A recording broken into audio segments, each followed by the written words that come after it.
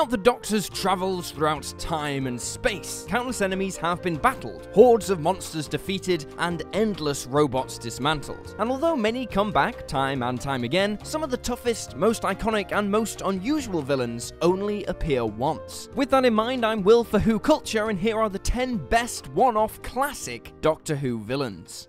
10. The K1 Robot. Lumbering onto our screens in 1974's Robot, the 4th Doctor's debut episode, the K1 was one of Doctor Who's biggest one-time baddies. A prototype created by Professor Kettlewell of the National Institute for Advanced Scientific Research, it had originally been designed for mining and worked in hazardous conditions. But under the instructions of Kettlewell, the K1 began a new task of removing pollutants from the Earth, including humans. During an attack on units, the K1 was shot with its disintegrator gun, which, instead of disintegrating it, grew it to an enormous size. Now King Kong in scale and carrying Sarah Jane, the giant robot seemed unstoppable. It took the Doctor and a metal-eating virus to shrink it back down to size and save Sarah Jane.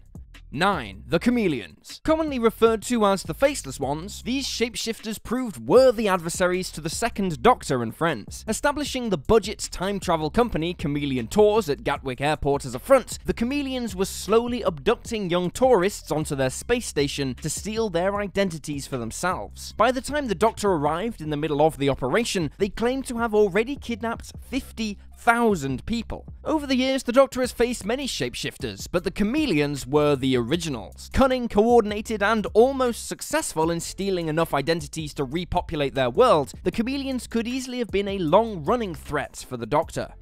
8. Meglos. A villainous telepathic cactus, Meglos battled the 4th Doctor and Romana in the eponymous serial from 1980. In this complex adventure, Meglos was the last of the Zolfothurans, cactus-like aliens with the ability to take on the appearance of humanoids. Meanwhile, the protectors of an all-powerful energy source known as the dodecahedron had called the Doctor for help. Traveling to the planet Tigella, the Doctor and Romana were trapped in a time loop by Meglos. Aware of the Doctor's legendary status, and that the people of Tigella were counting on his aid, Meglos stole the Doctor's form and used it to seek out the dodecahedron. Succeeding in using the Doctor's face to manipulate others and use his status as an asset during his evil plan, Meglos was a highly intelligent and instantly recognizable one-off adversary of the 4th Doctor. The episode was also awarded some iconic moments, with a green, spiky Tom Baker who provided an excellent villainous performance as Meglos in the Doctor's form.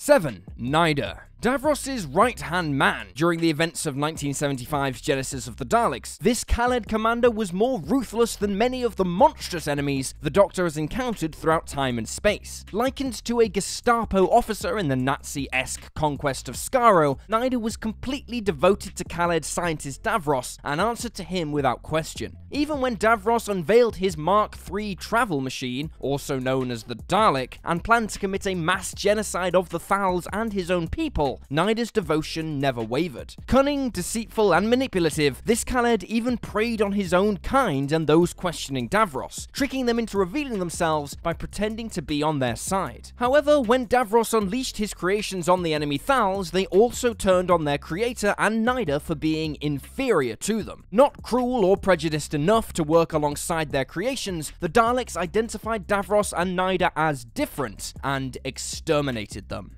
6. The Candyman. Appearing in 1988's The Happiness Patrol, the Candyman relished in torturing, imprisoning, and murdering colonists with large vats of boiling liquid sweets. Its favourite method of killing, however, was dousing non-conformers in its strawberry fondant surprise, and ensuring they died with smiles on their faces. Under instruction from Terra Alpha's dictator, the sickly sweet Helen A, the Candyman was the unstoppable killing machine employed by this totalitarian regime. Due to its thick, fondant outer shell, the 7th Doctor managed to stick this monstrosity to the floor of its candy kitchen with a bottle of lemonade, proving to the oppressed people of Terra Alpha that it could in fact be defeated. Rising up against the rose-tinted regime, the human residents of Terra Alpha and the native pipe people managed to kill the Candyman with a blast of its own strawberry fondant surprise. However, due to it resembling the Bertie Bassett mascot, the Candyman was promised to never return in the series, in fear of copyright infringement. Its sole appearance and bizarre design, however, have secured its place as an icon in Doctor Who history. 5. Salamander. The Enemy of the World saw second Doctor actor Patrick Troughton also portraying the villainous despot known as Salamander. A stark contrast to the lovable, wondrous Doctor, Salamander was a power-mad, well-connected scientist with plans for global domination. Known for inventing a sun machine which aided in growing crops to fight world hunger, this was all a front for Salamander's true intention to rule the world. Murdering diplomats, politicians, and anyone else who got in his way, this madman soon had the world's leaders replaced with officials he could trust and who would do his bidding. Salamander's scheme almost came to fruition if not for the intervention of the second Doctor and his companions. Due to his unexplained resemblance to the dictator, the second Doctor impersonated Salamander and took down his operation from within. Salamander was mistaken for the Doctor by companion Jamie McCrimmon and taken on board the TARDIS. Managing to overpower both the Doctor and Jamie, Salamander made a final attempt to pilot the TARDIS. Instead, he found himself ejected into the time vortex, where he would be trapped for eternity. 4. Magnus Greel. Appearing as the main antagonist in the 1977 adventure The Talons of Weng-Chiang, Greel had previously been the Minister of Justice in the far future. Stealing an experimental time cabinet, he escaped to the 1890s and posed as the Chinese god Weng-Chiang. The fourth Doctor, in the guise of Sherlock Holmes, and his companion Leela were soon on the case when young women were being reported missing. Tracking Weng-Chiang to a theatre magician called Li Hsien Chang, the Doctor realized that this performer was really under the control of Magnus Greel. Confronting him and rescuing a kidnapped Leela, the Doctor got the upper hand and forced the false god into his extraction chamber. Already damaged beyond repair, Greel was disintegrated. 3. Sharaz Jek. This Phantom of the Opera-inspired supervillain featured in the Fifth Doctor's final story, The Caves of Androzani, and is instantly recognizable thanks to his unusual appearance. An outlaw specializing in designing androids, Jek used his creations to mine for the rare Spectrox mineral in the planet Androzani miners' cave systems. Betrayed by his business partner Morgus, he repurposed his robotic army and cast Morgus's forces out, seizing the mines for himself. Refusing to cease the fighting or relinquish the Spectrox unless Morgus's head was delivered to him, Jek became bloodthirsty and near unstoppable. Even as Perry and the Doctor began to die from Spectrox poisoning, his attention was only focused on killing his former partner. Finally luring Morgus to his lair, Jek forced his enemy into a laser beam and killed him instantly. It wasn't long until Jek was killed himself, cut down by one of Morgus's soldiers. Free from Jek, Perry lost consciousness from her Spectrox poisoning, and with only one antidote, the Doctor sacrificed himself to save her. Sinister, theatrical, and ruthless, Sharaz Jek has earned a unique place as one of the most memorable one-off villains, and one who was instrumental in a Doctor's regeneration.